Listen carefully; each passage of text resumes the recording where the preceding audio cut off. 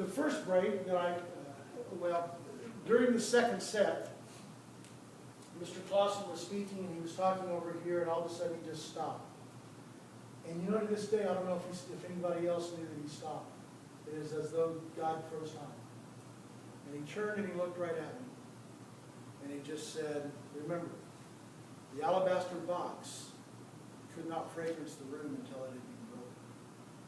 And remember, that the loaves and fishes didn't feed the 5,000 until they had been broken.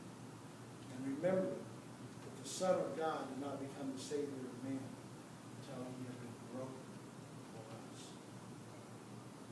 Now on this position of prayer, I did it and I went right back to the never missed a beat. And nobody ever said anything like they ever caught it about me. He could have taken a baseball bat and not been more poignant with the words that I needed to hear, not made more of an impact on that day.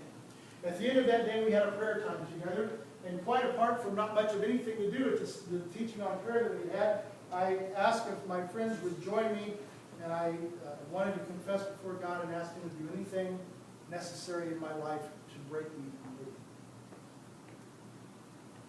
That was either the best prayer or the dumbest thing I've ever did. And I still struggle sometimes to know which it was. Because God honored that prayer. Absolutely honored that prayer. And He broke my heart for Him. And He broke my heart for the things that He wanted to create, rather than me being in them. You see, God spoke to my heart, and I understood that I was as a wild stallion. I belonged to Him. I grazed in His fields. But a wild stallion can never be reined to the right nor to the left. A wild stallion can never be fit to the plow to be part of the harvest until it's broken. That brokenness is what we're talking about today, letting God break the bent, the desire towards sin. Do I struggle with sin? Oh gosh, yes. Just like you do. Maybe more than sin. But it's that desire to allow God to break us so that we can be reined to the right or the left, so that we can be fit to the plow and be part of His heavenly harvest, so that we can follow His desire, His will, so that we can no longer be held captive by the chains of the original sin of Adam, so that we can move, grow, a journey. Not created by ourselves, but encompassed by the Holy Spirit. No, I would hope. It is my desire and dream that more and more and more believers make that conscious decision to walk that road.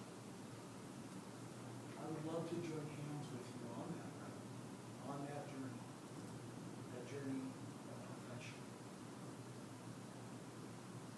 We are people set apart, people who are sanctified, people who have chosen to be broken before God, broken to His will, broken to His blessings, broken to original sin, holy, dedicated before God.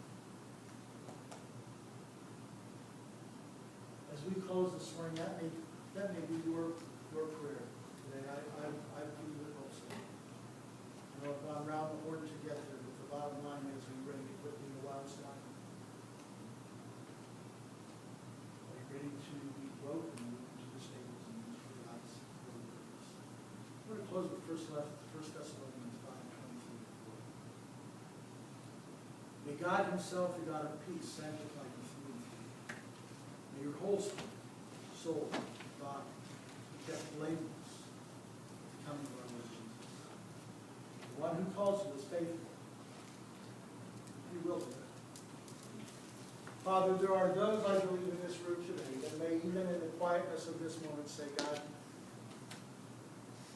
I think I'm that one. I think I'm that one today that you want to grow. There may be that one today who says, I'm tired of running on my own. I failed enough. I'm tired of no longer being able to feel like I can break free of these chains, these bondages of sin. I'm tired of wanting to be a Christian and always feeling as though I spend more time on my face having fallen than I do moving toward perfection, Father. They may say, Father, I spend so much time battling sin on my own that there's not much time left to be used as your witness for your glory. And to those prayers, Father, I ask that you speak to their hearts and say, my son, my daughter, be free. Allow me to break you.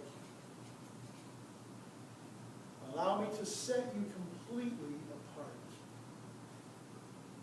Allow me to create in you the smoothness of holiness so that the soot and the grime slides off of you like the petals of a white flower in the wind.